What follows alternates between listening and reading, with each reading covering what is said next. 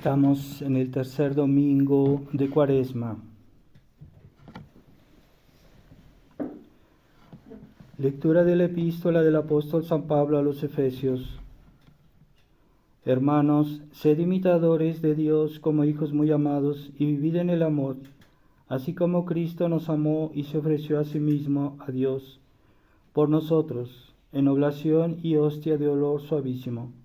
Por tanto, la fornicación y toda clase de impureza o avaricia ni se nombre entre vosotros, cual conviene a los santos, ni palabras torpes y necias, ni truhanerías ni bufonadas, lo cual desdice, sino antes bien acciones de gracias.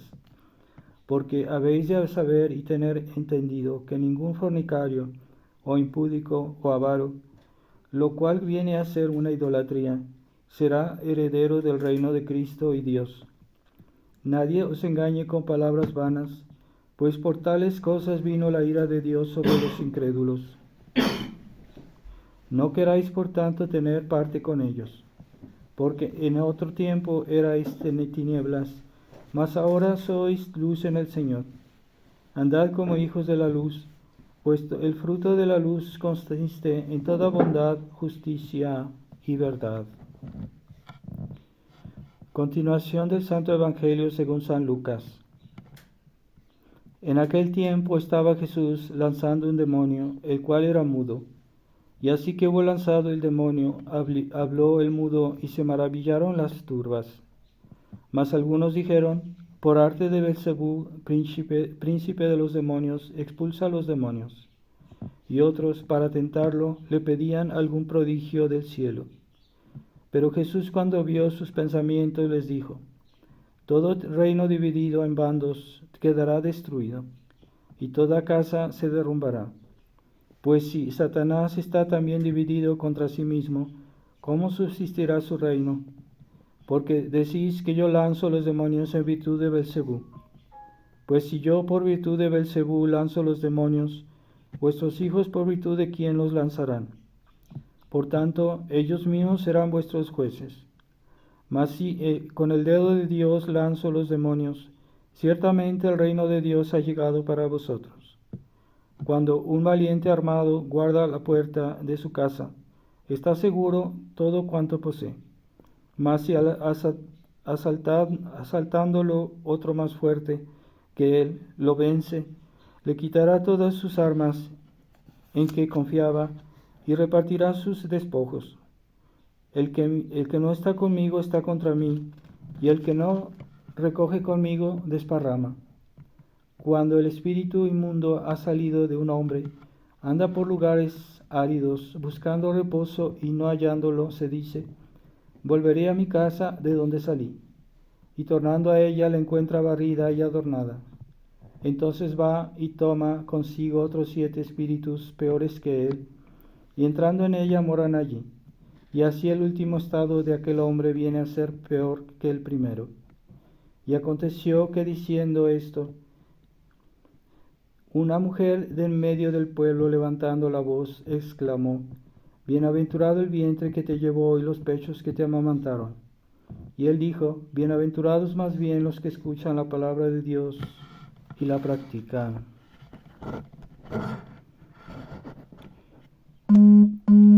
En el nombre del Padre, del Hijo y del Espíritu Santo. Amén.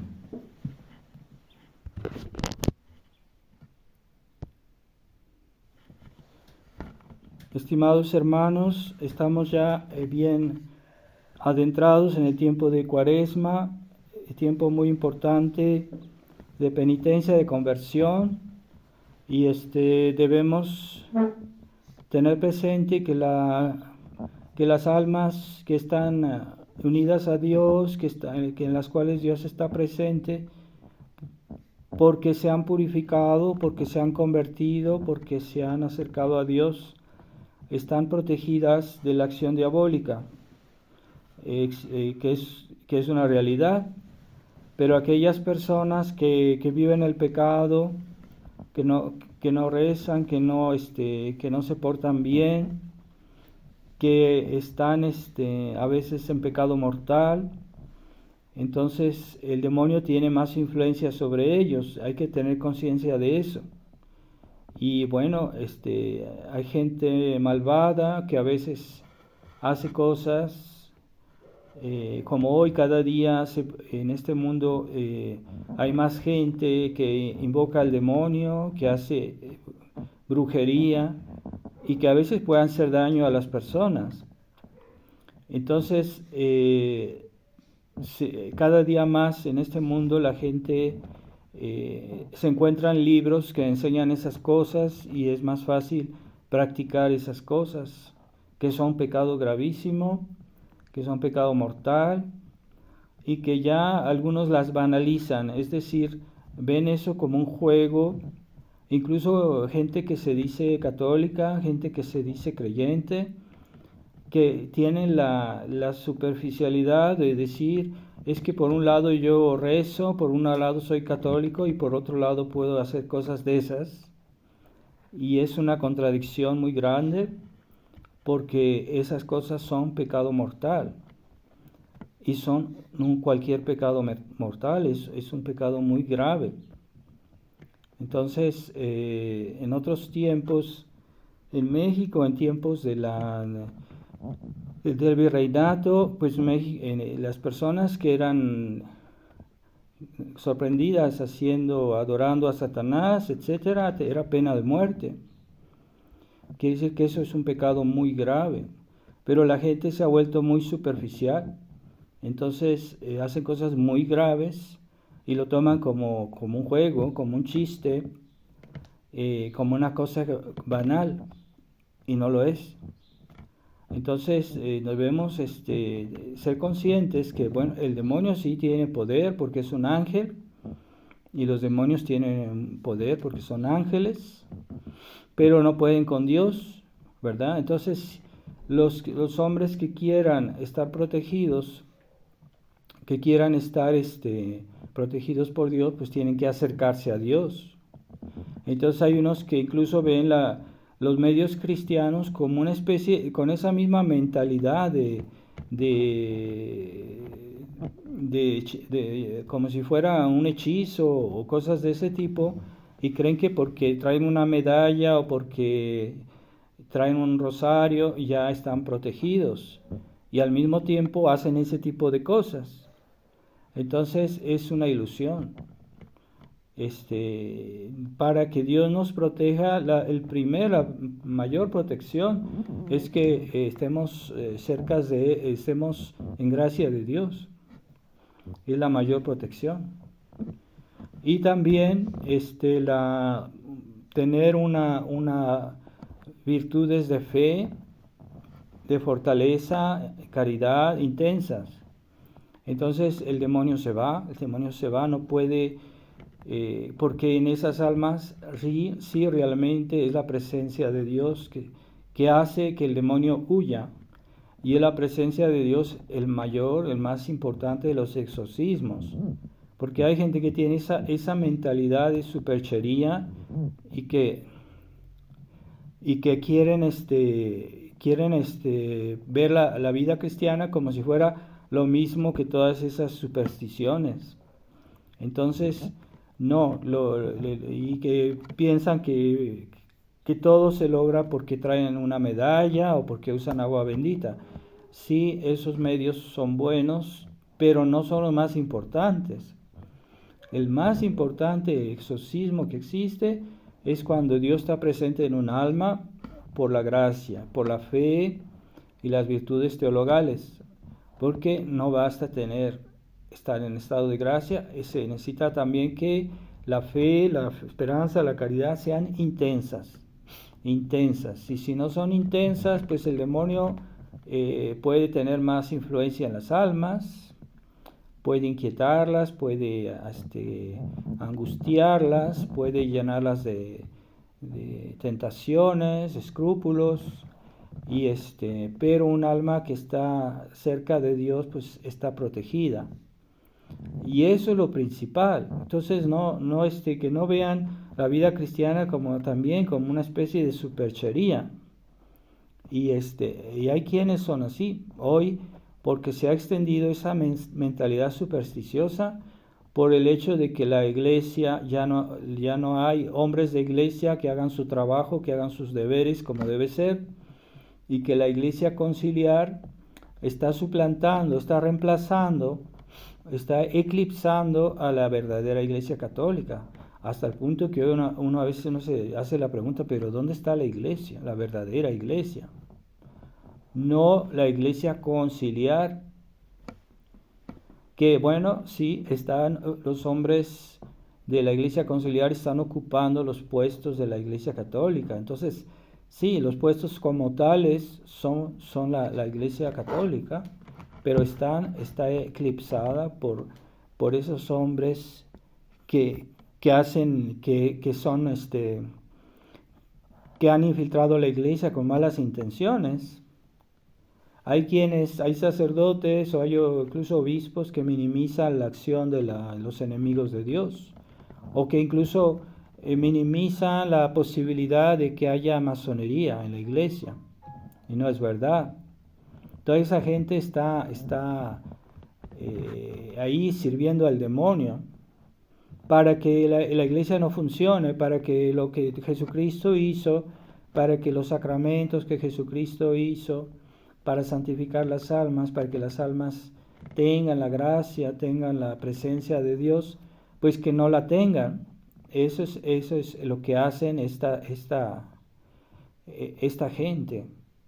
Entonces, por eso los verdaderos fieles, los fieles que tienen un poquito de inteligencia, el buen sentido común, buscan a sacerdotes que son realmente fieles a la tradición. Esa es la diferencia.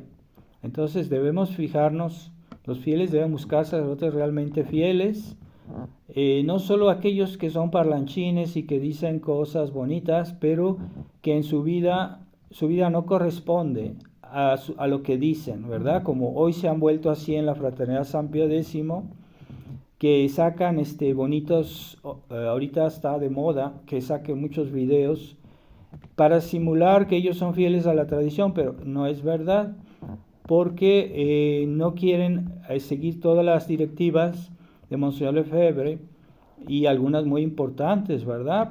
Por ejemplo, Monseñor Lefebvre hacía la distinción entre la Iglesia Católica y la Iglesia Conciliar, y hacía la diferencia, que no son la misma cosa.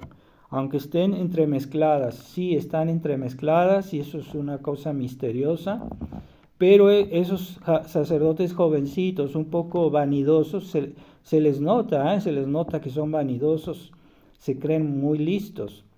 Entonces no quieren abordar ese tema, no quieren decir, bueno, es que hay un problema hoy, que la Iglesia Católica y la Iglesia Conciliar no son la misma cosa, pero ellos no quieren decirlo. Y por eso les choca el secreto de la Virgen de la Salet, que fue aprobado por la Iglesia, que era aprobado por Monseñor Lefebvre, que no lo quieren decir. Tampoco, eso sí, se hacen los despistados y no lo dicen. Entonces, que Roma perdería la fe y que se volvería la sede del anticristo.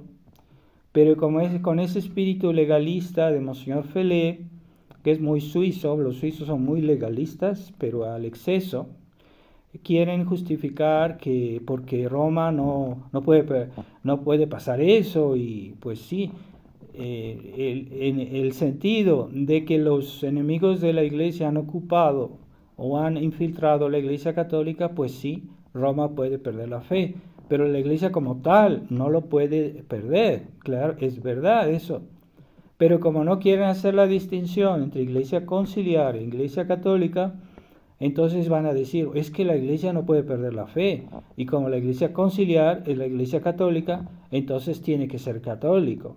Entonces están errados, porque en la iglesia conciliar hay verdaderas herejías. Eso no puede ser la iglesia católica.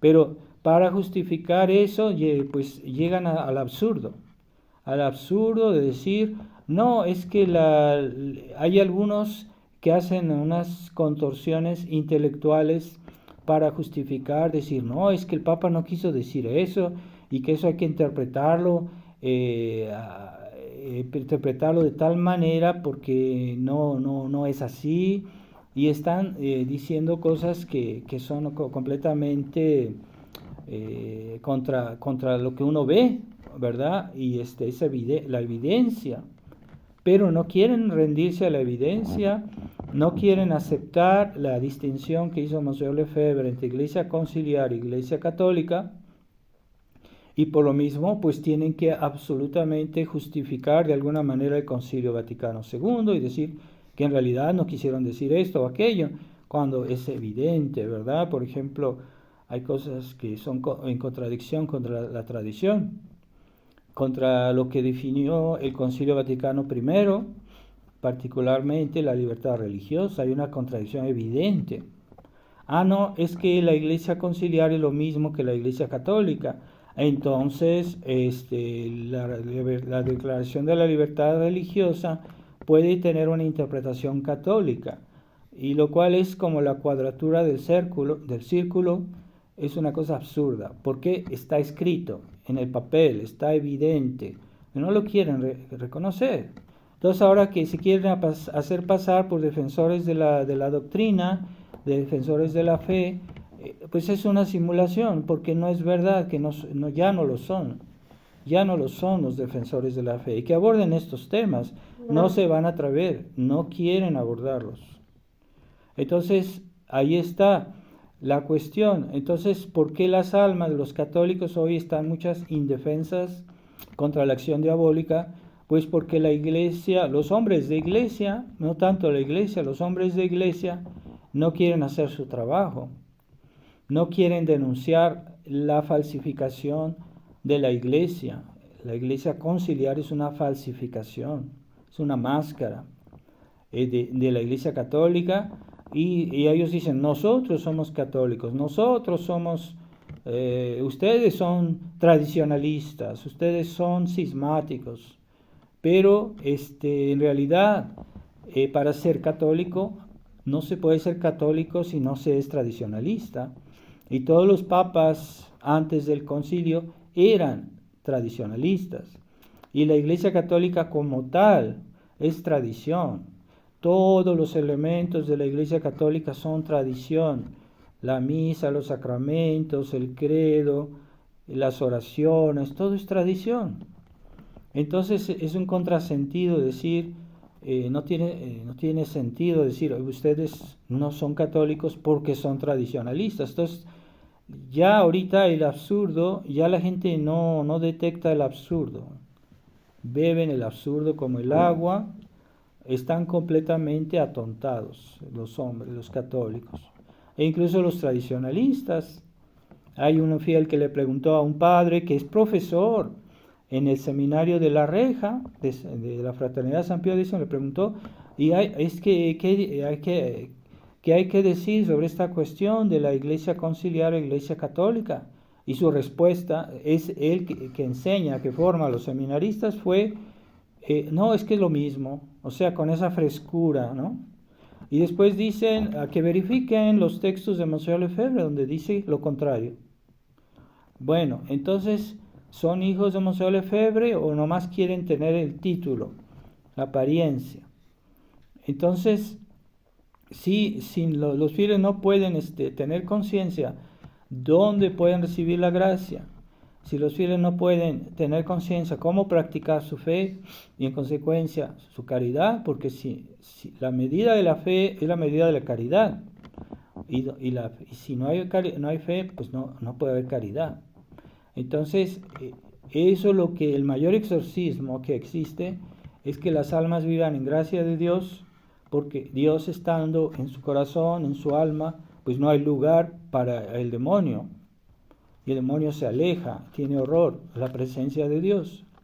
Tiene horror de las almas que tienen una fe intensa, no una fe moribunda, una fe tibia, tipo católico liberal, una fe intensa, una fe bien formada, porque hay personas que piensan que solo tener la fe es suficiente. No, es que hay que tener una fe bien formada. Es que yo creo, yo digo el rosario. No es suficiente, tienes que leer, tienes que conocer tu religión. Para formular bien un acto de fe hay que tener formación. No es cierto que basta el entusiasmo, el fervor. Es que yo siento bonito cuando rezo. No es suficiente. Si no tienes una fe bien formada, no puedes rezar bien. Si no lees bien tu vida, no has leído, no te has formado para conocer tu religión, no puedes formular un acto de fe correcto.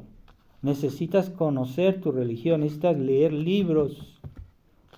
Y esa pereza de los católicos que no quieren formar su fe, que nomás les basta rezar un poquito, si rezan. Entonces que no se extrañen que el demonio los tienta, que el demonio tiene más poder en ellos, porque no saben practicar bien su fe. Para practicar la fe hay que formarse, hay que leer libros de formación cristiana, católica, que ya casi no hay, pero yo les he enviado a muchas personas por internet esos libros que se pueden obtener por lo menos en digital y que son excelentes para formar la fe. Pero sí hacen su colección de libros, hacen su colección de documentos, pero no los leen. ¿De qué sirve? Ahí guardados. No sirve. No pasa, la ciencia no pasa por ósmosis. Es que yo tengo el libro y ya, es que yo ya estoy bien. No. Si no lo lees, no sirve de nada. Entonces, el demonio, cuando hay una persona, primero que está en estado de gracia, pero la gracia puede tener varios grados. Puede ser intensa, puede estar languideciente, puede estar moribunda, o puede ser intensa, bien formada, bien sólida, como una roca.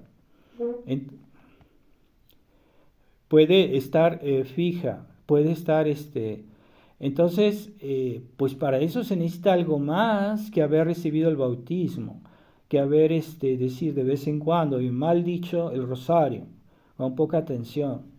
No es suficiente. Entonces, la intensidad de una fe bien formada, porque no puede haber mucha intensidad en la fe si la fe no está bien formada. O sea, hay conceptos que hay que entender para poder practicar la fe. No basta decir con fervor el rosario. Está bien que lo digan con fervor, pero no basta. No basta que sientas bonito, que hasta el demonio te puede hacer sentir bonito para hacerte creer que eres un santo. Y el demonio engaña incluso a la gente piadosa que es vanidosa, que se creen muy buenos, que se creen santos. Los engaña, les hace hasta sentir bonito cuando rezan, para que se engrían, que se vuelvan orgullosos. Pero si un católico tiene una fe bien formada, ¿qué quiere decir una fe bien formada? Pues que han leído y que conocen nuestra religión. No es solo una cuestión de decir yo creo, no basta. Es que yo soy así muy fuerte, muy entusiasta. No es suficiente, necesita formación. Entonces hay libros de instrucción religiosa para adultos. Y hay libros de formación para los niños, que ese es catecismo, ¿verdad?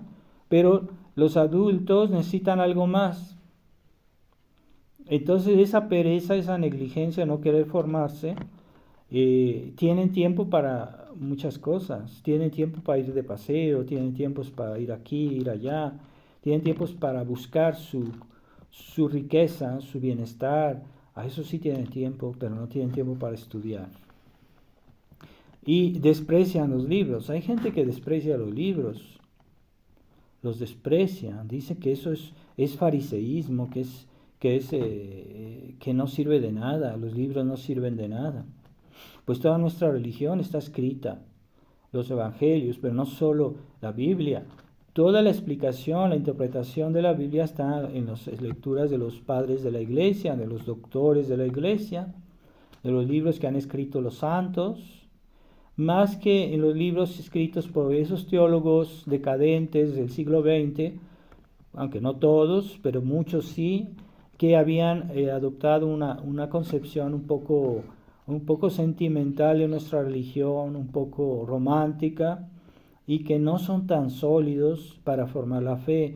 Yo no recomiendo tanto los autores del siglo XX, aunque no digo que todos son malos, hay algunos muy buenos, pero hay muchos que es una espiritualidad superficial, romántica, incluso puede ser incluso intelectualista, puede ser una espiritualidad sentimental, y los modernistas se aprovechan de eso, porque el modernismo es también sentimental, es también romántico, ¿verdad? Como las obras de Teilhard de Chardin, que escribió libros casi muy bonitos, que halagan, que dicen, ay, qué bonito lo que dice, pero no tiene doctrina y está plagado de herejías. Las herejías, ¿cómo se reconocen? Pues los que estudian la fe, los que leen libros católicos, escritos por hombres que escribieron en esos tiempos, en esos siglos donde había fe. Ahorita la fe en este tiempo está prácticamente moribunda en los corazones y en los que escriben, y a veces incluso algunos tradicionalistas que se las dan de doctores de la iglesia y que quieren darle lecciones incluso a los sacerdotes y que no conocen bien su fe, o que conocen algo, pero ya porque conocen algo se hacen vanos, se hacen vanidosos y desprecian a los sacerdotes que sí tienen formación y que sí tienen la gracia de estado que los fieles no tienen. Los sacerdotes tienen la gracia de estado de la enseñanza. Entonces, si un fiel se considera inteligente, siempre debe recurrir a un sacerdote para que verifique que lo que él dice, lo que él escribe, lo que él hace, esté bien. Siempre. Es peligroso, es peligrosísimo esos fieles que quieren hacer todo por su cuenta, que se creen muy listos, que tal vez lo sean, pero es que en la iglesia la gracia de Dios es esencial. Para entender nuestra religión no solo basta leer libros, hay que también tener la gracia de Dios, y esa gracia la tienen los ministros de la iglesia. Entonces, por eso, si tú tienes una idea o no entiendes algo, o crees que entiendes algo pero no estás seguro, pues hay que consultar un buen sacerdote de la tradición y preguntarle qué puede aconsejarte. Es un acto de humildad que es necesario. Es una desgracia que a veces hay fieles bien intencionados pero que no tienen sacerdote.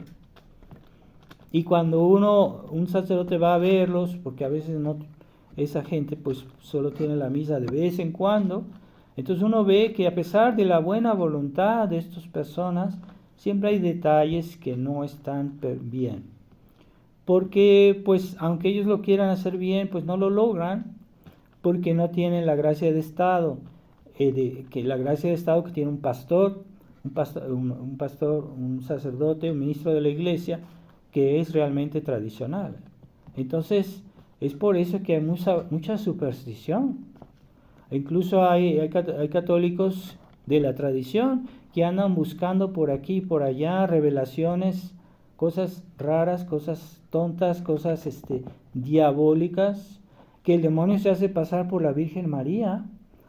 Es que esta semana se me apareció Jesús y me dijo esto. Y así, y lo publican en internet y la gente cree y dice, sí, mira lo que dijo, es que Jesús dijo esto. Pero ¿cómo sabes que es Jesús? ¿Qué garantía tienes? Fulanito a veces repite nada más lo que dijo la Virgen de Fátima, cosas que ya sabemos. Entonces Dios ya lo dijo, ¿para qué andamos ahí buscando gente que nos quiere halagar con apariciones falsas, diabólicas? O gente que simplemente está enferma y que cree que tiene visiones. Entonces, ¿cómo sabemos cuál es el medio para verificar si a esa gente que dice tener visiones, cuál es el medio? Pues es la iglesia, no hay otro. ¿Quién es? Son los hombres de iglesia que tienen la gracia de estado para enseñar, que tienen el discernimiento para decir esto está bien, esto no está bien. Solo los ministros de la iglesia, por más santo que seas, no te confíes de ti mismo. Y Santa Teresa de Ávila, ella pues era una santa, pero siempre recurría a los sacerdotes, siempre. Y era muy inteligente, Santa Teresa, todo lo que escribió era excelente, pero ella siempre recurría a los sacerdotes. Y una vez le dieron la posibilidad de escoger los sacerdotes que iban a confesar a sus religiosas, y le dijeron, no, pues es que estos sacerdotes son muy santos, son muy piadosos, pero estos sacerdotes de la Compañía de Jesús son muy cultos, son muy sabios. Y dijo Santa Teresa, yo prefiero los sacerdotes cultos y sabios a los piadosos, porque los sacerdotes cultos y sabios conocen la teología de la Iglesia. Entonces, esos sacerdotes piadosos que no tienen formación, que aunque dicen, es que dice la misa con mucha devoción, no es suficiente. El sacerdote también debe estar formado. Así también los fieles, a su nivel, pero sí también los sacerdotes deben tener formación. Y Santa Teresa de Ávila prefería 1000 veces los confesores, los sacerdotes que estaban bien formados, que tenían buena teología, que habían estudiado. ¿Qué? ¿Estudiado qué? ¿Las revelaciones privadas? No. La teología de la Iglesia, la enseñanza de los padres de la Iglesia, la enseñanza de los doctores de la Iglesia, como Santo Tomás de Aquino, que ayer fue la fiesta de Santo Tomás de Aquino, o que son escritos de santos.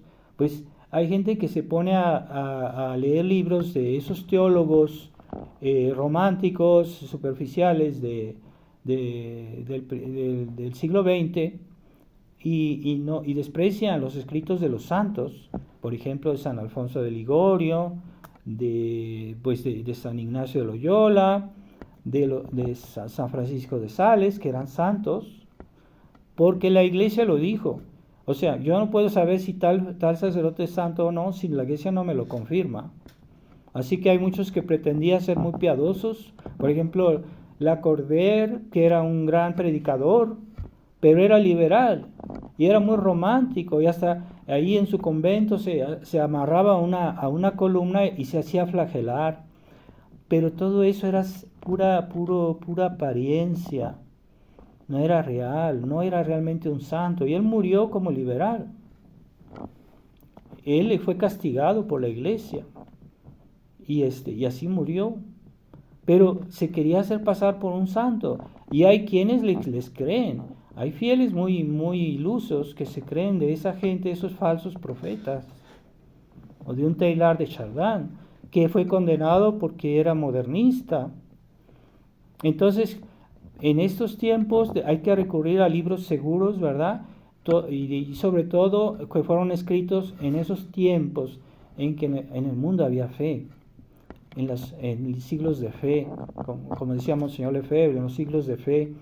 Y hay que leer esos autores, tener desconfianza de ciertos autores modernos que, aunque no digo que sean malos, pero son muy superficiales, no van al fondo de las cosas.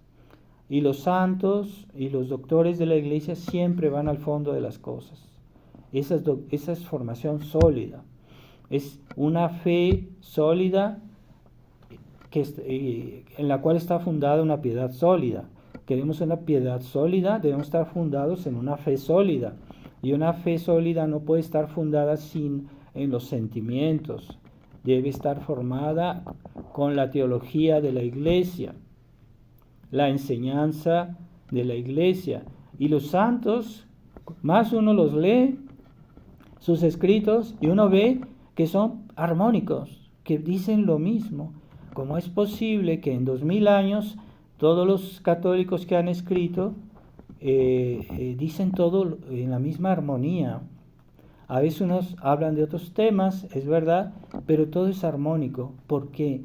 Pues es que el Espíritu Santo está presente en la Iglesia, y por eso hay armonía en la enseñanza de los doctores, los santos y los papas. Todos decían lo mismo. Eso no puede ser una cosa humana, es forzosamente algo milagroso, es la acción del Espíritu Santo en la iglesia, que Jesucristo delegó ese poder de la enseñanza a la iglesia, no a los ministros que hacen defección de la fe. ¿Y cómo sabemos qué ministros hacen defección de la fe? Pues porque no quieren seguir la tradición. Entonces ellos mismos se excluyen, así como Judas era sacerdote, Judas era obispo, pero no quiso seguir la enseñanza de Jesucristo, es decir, la tradición. Y por eso se extravió, por eso falló. Entonces puede pasar que haya ministros de la iglesia que fallen. ¿Y cómo voy a saber quiénes sí, quiénes no? Pues que los que son fieles a la tradición y los que no son fieles a la tradición. Así que si una persona tiene la costumbre de leer buenos libros y vidas de la tradición, de los santos, de los doctores de la iglesia, entonces tiene olfato y sabe decir, bueno, es que este escrito está muy raro, parece modernista, tiene esa lucecita roja que se prende cuando uno ve algo anormal.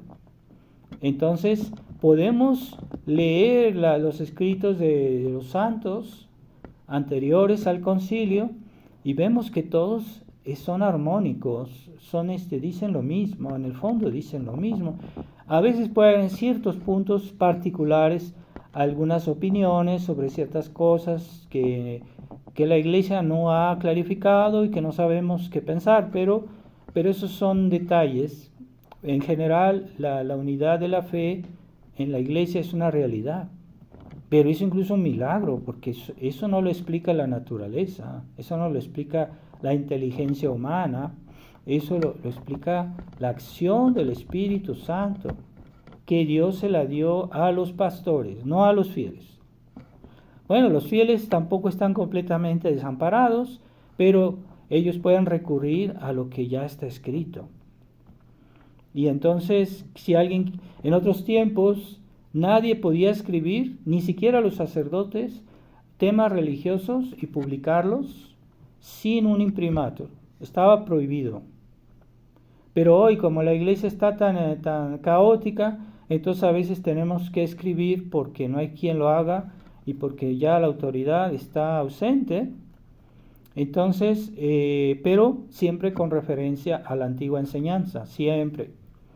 Entonces, pero en otros tiempos, entonces eso nos obliga a una cierta humildad. Ah, sí, en otros tiempos, hay gente que hoy hace una oración, no tiene formación teológica, y escriben oraciones y las ponen en internet, y los demás dicen, ay, qué bonita, lo vamos a decir, pero esa oración ¿de dónde viene? No está aprobada por la iglesia, antes estaban prohibidas esas oraciones.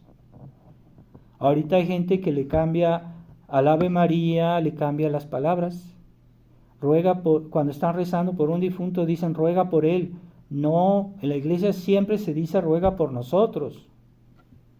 Ya sabemos que estamos rezando por esa persona especialmente, pero nunca se debe excluir los demás. Entonces dicen ruega por él, ruega por ella, son tonterías, eso está prohibido. Y entonces se permiten esas libertades, porque hoy la iglesia está ausente, los pastores no hacen su deber, y la iglesia está cada día más ausente de este mundo. Entonces, cuando la luz se retira, las tinieblas necesariamente llegan. Entonces, ¿cuáles son las tinieblas? Pues el error, el pecado, el demonio. Y por eso el mundo hoy está invadido de las tinieblas, pero la gente se cree muy feliz, la gente se cree muy inteligente, todos tienen derecho a opinar y opinan sobre todo y son así como hablan como si fueran maestros, como si fueran muy y así con esa soberbia, porque finalmente es soberbia. No tienen la humildad de recibir la enseñanza que viene de Jesucristo. Ni siquiera los sacerdotes, los ministros de la iglesia pueden hacer algo original, decir, es que yo descubrí así. No, es que siempre debemos hacer referencia a lo que ya se dijo. en todo. Y entonces, eso es humildad, aunque no parezca, ¿verdad? Por ejemplo, cuando los papas a veces enseñaban y decían, bueno, vamos a hacer esta ley y ahora todos tienen que obedecerla. Y entonces decían, ay, es que es autoritarismo, son muy autoritarios. Y no, porque San Pío V, por ejemplo, cuando él hizo el que decimos el misal de San Pío V, pues San Pío V no inventó una misa.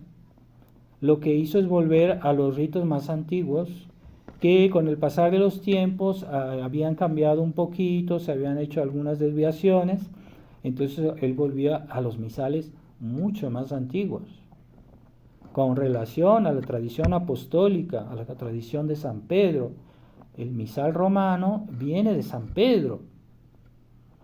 Entonces, si San Pío V fuera original, pues él hubiera inventado una misa. Pero no es cierto. Esa misa de San Pío V no es la misa de San Pío V, es la misa de siempre. Es la misa de 20 siglos. Entonces, la gente ignorante dice, es que el Papa hizo otro misal. No es cierto, San Pío V no hizo otro misal, no hizo otra misa, simplemente la codificó, volvió al rito más antiguo, más tradicional. Entonces, incluso ahí, él lo hizo con mucha humildad, porque él no hizo su gusto, lo que él quería, lo que él le parecía más bonito, lo que él quisiera inventar, ¿no? Entonces, los mismos ministros de la Iglesia están siempre dependientes del pasado, sobre todo en la enseñanza, ¿verdad? En la enseñanza a veces se disponen leyes en la Iglesia porque surgen nuevos errores, porque surgen nuevos problemas. Entonces la Iglesia hace leyes, para proteger a los fieles, para proteger a la Iglesia, ¿verdad? Pero todo eso viene de Jesucristo y con la acción del Espíritu Santo, porque si el Espíritu Santo no estuviera ahí para ayudarnos, sería un caos, ¿verdad? El mundo, la Iglesia se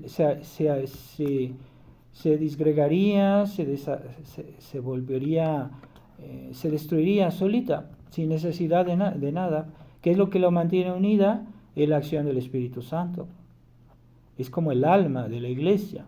Es decir, cuando un cuerpo, una persona muere y su alma abandona su cuerpo, entonces el cuerpo se destruye, se deshace, se corrompe, se echa a perder.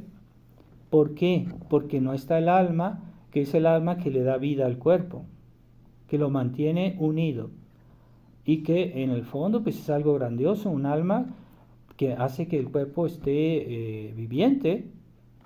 Entonces, así la Iglesia también. La Iglesia tiene un alma. La acción del Espíritu Santo es el alma de la Iglesia. ¿Y dónde está el Espíritu Santo? En las almas que tienen el estado de gracia, que viven en estado de gracia. No cualquier persona así. Entonces hay personas que son católicos pero viven en pecado mortal. Entonces, ¿cómo van a hacer bien sus obligaciones? ¿Cómo van a hacer bien que tienen hijos y cómo los van a dirigir bien si no tienen el Espíritu Santo? Viven en pecado mortal. Entonces dan órdenes a veces que no son las mejores. Yo no digo que todo lo que digan está mal, pero no va a salir todo tan bien. Así que una persona que tiene una responsabilidad, cuando se aleja de Dios, eso va a afectar a sus inferiores, va a afectar a sus hijos, va a afectar a su esposa, va a ser dañino incluso para la sociedad, ¿verdad? Aquellos que tienen cargos en la sociedad, que tienen grandes responsabilidades, por el hecho de no vivir en estado de gracia, eso va a afectar a la sociedad. Va a hacer mucho daño a las personas que están bajo su tutela. Es inevitable. Pero una persona que vive en gracia de Dios, todos sus inferiores, todos los que están bajo de él, pues reciben algo benéfico, les hace bien el hecho que el superior que ellos tienen sea una persona que está cerca de Dios. Entonces sí, la acción diabólica está presente en el mundo, yo recomiendo mucho, siempre recomiendo a los fieles de tener medallas de la Virgen Milagrosa, de San Benito. Hay algunos que andan buscando cosas raras, ¿no? No, tener esas cosas que la iglesia nos recomienda. Sí, el escapulario son cosas que la iglesia ha aprobado, pero hay quienes inventan cosas, ¿eh? Hay unos que inventan letanías y que inventan no sé qué tanto. No, hay 5 letanías aprobadas por la iglesia, 5. Y no hay que retocarlas, no hay que modificarlas. Hay personas que les gusta modificar porque se creen muy listos, ¿verdad? Y creen que pueden añadirle o quitarle aquí. Entonces, no. Las letanías aprobadas por la iglesia son 5. Pero hay ahorita letanías para todo. Entonces, a veces dicen cosas que son, cuando no son tonterías, a veces dicen cosas que son erróneas. No hay que tomar todo lo que vemos en internet. Hay que tener mucho cuidado. Y generalmente los buenos libros antiguos que están aprobados por la iglesia, pues son la referencia, ¿verdad? Entonces consíganse sus misalitos, sus libros antiguos, anteriores al concilio, y usen eso como referencia. Ahí tienen todas las oraciones que necesitan, y no cosas raras, cosas nuevas, ¿verdad? O devociones que incluso fueron prohibidas por la iglesia, ¿verdad? Como el Cristo de la Jesucristo de la Misericordia, esa fue prohibida por la iglesia, pero la iglesia conciliar lo volvió a aprobar. Entonces, ¿a quién vamos a creerle? ¿A la iglesia conciliar o a la iglesia tradicional? ¿Verdad? Hay devociones que hoy mucha gente las hace, pero que son de origen diabólico y que fueron prohibidas por la iglesia, por Pío XII, incluso por Juan XXIII. Pero ahí está la gente, ¿verdad? Es que les gusta lo nuevo, la novedad. Es que eso es, quieren cosas, cuando ya tenemos todos los medios que Dios nos dio, que la iglesia nos dio, no hay que andar buscando no sé dónde, cosas raras. Entonces, esas devociones nos ayudan, claro está, si yo voy a acostarme para no tener tal vez pesadillas diabólicas, pues pongo un poquito de agua en mi cama, ¿verdad? Antes de, un poquito de agua bendita, no necesitas poner 1 litro, ¿verdad? Pones unas gotitas y ya estás protegido. Pero hay gente así, gente que le gusta, no sé, cosas raras. Y entonces, el principal exorcismo, acuérdense que es vivir en gracia de Dios. El primer exorcismo es crecer en la fe, tener una fe correcta, una fe recta, una fe bien formada, y así incluso la caridad será mejor, será sólida. Es como el fundamento. Si tú quieres construir un edificio muy alto, pero tu fundamento no sirve, pues se va a caer el edificio. Es que yo tengo mucha caridad, yo tengo mucha piedad. No es suficiente si no tienes un fundamento de la fe, fundamento de la caridad, de la humildad, pero una fe bien formada, no una fe sentimental, una fe romántica. Cuidado con eso. Y ahorita casi todos los fieles, desgraciadamente, son un poquito liberales, son un poquito sentimentales, casi todos. Yo no digo que sean completamente sentimentales, pero en muchas de sus acciones se refleja ese sentimentalismo.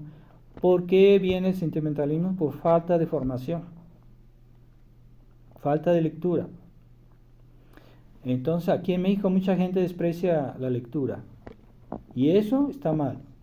Y si lo hacen con conciencia es pecado. No se puede despreciar la doctrina de la iglesia, no se puede despreciar. Y los padres que no forman a sus hijos, que no les dan buenas lecturas, pecan. Es un pecado cuando los padres no quieren que sus hijos estudien, primero el catecismo, pero no basta el catecismo. Hay otras lecturas que hay que complementar, porque el catecismo habla de lo esencial, pero no habla de todo. Entonces el catecismo es una introducción a la vida cristiana, pero no es suficiente. Y si uno ve como en las escuelas católicas de otros tiempos, los manuales de texto que utilizaban, pues eran muy densos, tenían mucha doctrina y eran mucho más que el catecismo. Porque en otros tiempos, cuando había escuelas católicas, sí se formaba bien a los niños. Pero hoy los católicos se han vuelto muy superficiales. Y por eso el demonio los inquieta, por eso tienen así ansiedades o tienen problemas, porque no tienen una fe fuerte. Una fe fuerte no es que yo puje cuando digo el rosario, eso no es una fe fuerte. O que yo sienta bonitos sentimientos, que a veces los sentimientos pueden venir del diablo, ¿eh? Los bonitos sentimientos. No, se necesita que yo crea en las verdades que Dios me enseñó, tal como la iglesia nos las enseñó, y que yo crea fuertemente, ahí sí, debo ser fuerte en lo que yo creo, y esa caridad está fundamentada en razones. El sentimentalismo no se fundamenta en razones, se fundamenta solo en sentimientos. Ay, que yo siento bonito. Ay, es que yo tengo mucho fervor. Es que yo soy muy entusiasta. No basta el entusiasmo. Hay gente que cuando hay entusiasmo, ahí andan, ¿verdad? Pero cuando quieren estudiar, eso no, eso es aburrido. Es aburrido. Entonces, no, hay que tener una vida cristiana fuerte, sólida, pero incluso cuando utilizamos la fortaleza, porque la fortaleza es una virtud, todas las virtudes que tenemos, la prudencia, la fortaleza, la justicia, la templanza, la humildad, todas se fundamentan en razones de fe, en razones. No son así el puro impulso, no. Siempre, todo lo que hacemos debe fundamentarse en una razón. ¿Y dónde están las razones? En la enseñanza de la fe. Si tú te sales de la enseñanza y tú haces todo por impulso, ¿verdad? Como dicen ahorita esa tendencia comunista, decir, ay, que hubo reacciones. Entonces salió una noticia y vamos a ver qué reacciones hubo. Cada fulanito dice esto, esa es su reacción. Y otro fulanito dice otra cosa. Ay, qué interesante, todos tienen su reacción. Nosotros no estamos aquí por reacciones, debemos actuar por razones, que es diferente. Y eso es típicamente moderno. Y de las generaciones nuevas, las generaciones jóvenes, cada quien tiene su teoría, su filosofía, y dice, no, es que yo no estoy de acuerdo. Eso es una arrogancia tremenda. Y no quieren buscar su comida espiritual en la iglesia. En la enseñanza de 20 siglos, hay mucho material ahí para leer y estudiar. Yo recomiendo mucho la lectura de San Agustín, pero incluso Santo Tomás en cierta manera es mejor, porque Santo Tomás tampoco inventó nada. Él hizo un resumen de todo lo que decían todos los santos, todos los papas, todos los doctores de la iglesia, los padres de la iglesia. Hizo un resumen, pero está tan bien hecho que cuando uno lee Santo Tomás le aprovecha más que leer directamente los doctores, porque Santo Tomás no era una persona original. Él simplemente retomó todo y lo puso en orden, pero no inventó nada. No era un arrogante, no era un modernista. Quieren inventar una nueva teología. No. Es por eso que es bueno leer Santo Tomás, pero hay libros que son un resumen de la enseñanza de Santo Tomás que yo recomiendo más a los fieles, porque hay fieles que quieren leer directamente Santo Tomás, la Suma Teológica, pero es muy difícil que entender la Suma Teológica. Y a veces leen pero no entienden. Entonces hay libros que son así como para los fieles, que son como una especie de resumen, pero más adaptado para los fieles, y eso sí son muy recomendables. Es como un complemento del catecismo, ¿verdad? Hay catecismos de la Suma Teológica, y yo a un momento dado les distribuí a mis fieles, y eso es altamente recomendable, que los fieles lean a Santo Tomás. Entonces, pidámosle a Dios, bueno, en este mundo que cuanto más errores hay, más pecados hay, más injusticias hay, Dios está más ausente, aunque la gente se sienta tan segura de sí misma, que se van a desengañar, el día de su muerte se van a desengañar. Esas personas que estaban tan llenas de sí mismas, que daban lecciones a los sacerdotes, le daban lecciones. Entonces se van a desengañar, va a ser el amargo despertar. O sea, a veces cuando nos levantamos de la mañana que no dormimos bien y nos despertamos así muy cansados, pues es un amargo despertar, ¿verdad?